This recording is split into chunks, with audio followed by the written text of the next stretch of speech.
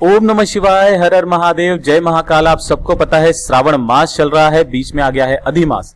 बहुत ही अद्भुत संयोग देखने के लिए मिल रहा है और पूज्य गुरुजी हमेशा अपनी कथा में श्रावण मास की पंचमी को बहुत ही जोर करके बताते हैं कि ये वाला जो पंचमी का दिन होता है श्रावण मास की, चाहे वो शुक्ल पक्ष की पंचमी आए, चाहे वो कृष्ण पक्ष की पंचमी आए, चाहे वो नाग पंचमी आ जाए, मात्र आपको छोटा सा उपाय करना है। आपकी 7 पीढ़ियां तर जाएगी, आपके सारे दोष खत्म हो जाएंगे, जो भी मनोकामना होगी वो आपकी पूरी जरूर होगी। छोटा सा उपाय है, मात्र 2 लोटे जल को कलश में डालना है और आपकी 7 पीढ़ियां तर जाएगी। आपके परिवार की उन्नति होने से कोई नहीं रोक सकता।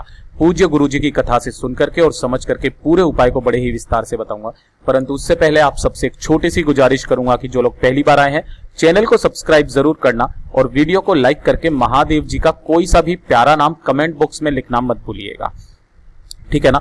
इस पूरे वीडियो के अंदर मैं आपको 3 महा उपाय बताऊंगा जो कि आपके सारे दोष खत्म करेगा, आपकी पीढ़ियां तक तर जाएगी। जिन पितरों के बारे में आपको नहीं पता है कि उन्हें मुक्ति मिली है नहीं मिली है, तब भी आपको ये वाला उपाय जरूर करना चाहिए। जितनी भी माताएं बहनें भाई मेरे इस वीडियो को सुन रहे हैं ना, श्रावण मास की पंचमी के दिन चाहे कितने भी संपन्न आप क्यों ना हो, चाहे सब कुछ हो आपके पास, लेकिन फिर भी इस उपाय को करने से मत चूकना, ये मेरी आपसे खास विनती है, ठीक है। सबसे पहले बात करते हैं पहले वाले उपाय की तरफ, ठीक है।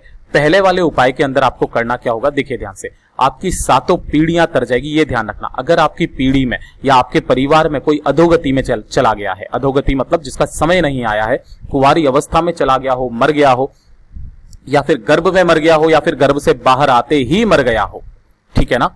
तो ऐसे जो पितर होते हैं हमारे, जो कि 3 तरीके के पितरों के बारे में गुरुदेव हमेशा कथा में वर्णन करते हैं, उन पितरों को अगर शांति नहीं मिलती है, मात्र छोटा सा उपाय करना। आप सब लोगों को विनती कर रहा हूं, इस वाले उपाय को श्रावण मास की पंचमी जो भी आ जाए, उन दोनों तीनों पंचमी को आपको ये वाला उपाय जरूर करना चाहिए, ठीक है।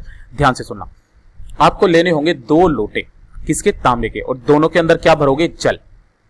दोनों के अंदर जल भरोगे, वो भी जल कहां का, मंदिर का गलती से भी मत लेना इस उपाय में, अपने घर का शुद्ध जल लेना, ठीक है ना। और इन दोनों लोटों को लेकर के पहुंच जाना कहां पर, महादेव जी के मंदिर शिवलिंग के पास। किस दिन जाओगे, वही श्रावण मास की जो पंचमी है उस दिन आपको जाना है, ठीक है। अब ध्यान से सुनना।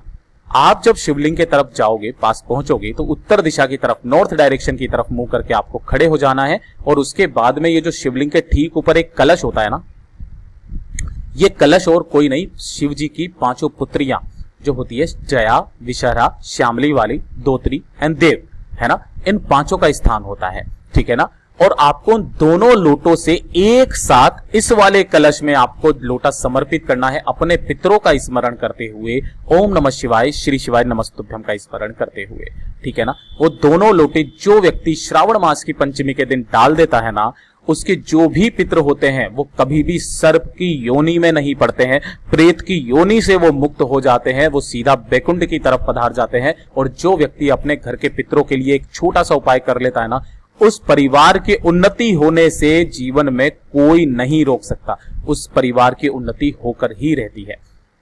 पूज्य गुरुजी ने जैसा अपनी कथा में बताया वैसा आसान भाषा में आपको बताने का प्रयास किया।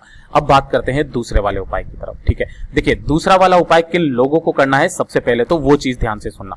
दूसरा वाला उपाय जो है ये आपको तीनों पंचमी के दिन करना चाहिए। नाग पंचमी, श्रावण मास की जो दोनों पंचमी, कृष्ण पक्ष या शुक्ल पक्ष में आ जाए, उस दिन आपको ये उपाय जरूर करना है। अगर आपकी 7 पीढ़ी के अंतर्गत भी किसी व्यक्ति को या किसी पितर को मुक्ति नहीं मिल पा रही है, कोई तड़प रहा है, आपको भी नहीं पता होता है, इसीलिए मैंने आपको बताया है कि जो भी व्यक्ति देख रहे हैं, सुन रहे हैं, इस छोटे से उपाय को करने में अपना कुछ नहीं जाता, छोटा सा उपाय कर लेना, ठीक है ना।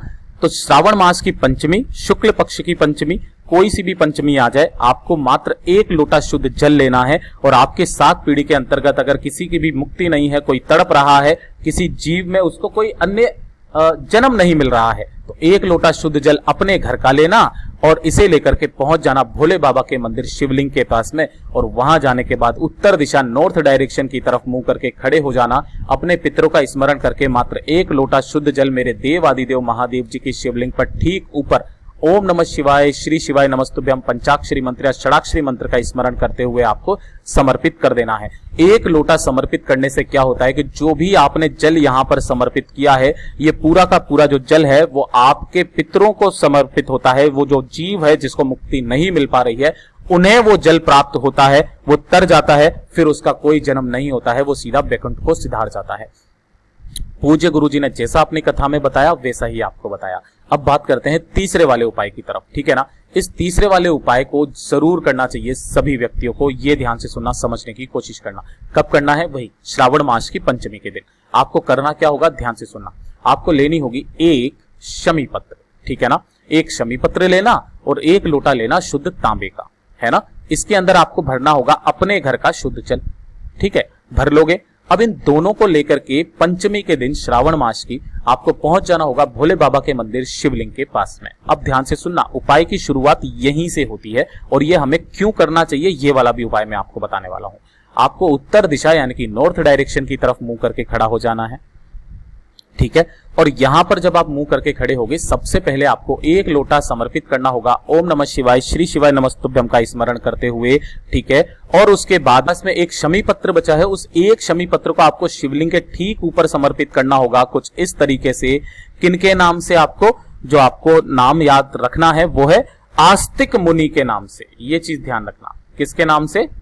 आस्तिक मुनि के नाम से आपको ये शमी पत्र यहां पर समर्पित करना। और समर्पित करने के बाद में यहां पर बैठना, 2 मिनट आपको ओम नमः शिवाय या श्री शिवाय नमस्तुभ्यम का स्मरण करना होगा। और इसे समर्पित करने के बाद आपको वापस यहां से उठाना है और उठा करके अपने घर के तरफ वापस चले जाना है। अब ध्यान से सुनना, घर के तरफ जाने के बाद में जो आपके घर का मेन गेट है ना, उस मेन गेट के किसी भी तरफ, चाहो तो आप इस तरफ, चाहो आप इस तरफ, उस एक शमी पत्र को यहां पर आस्तिक मुनि के नाम से रख देना। अब ऐसा करने से क्या होगा उसका फायदा सुनिएगा।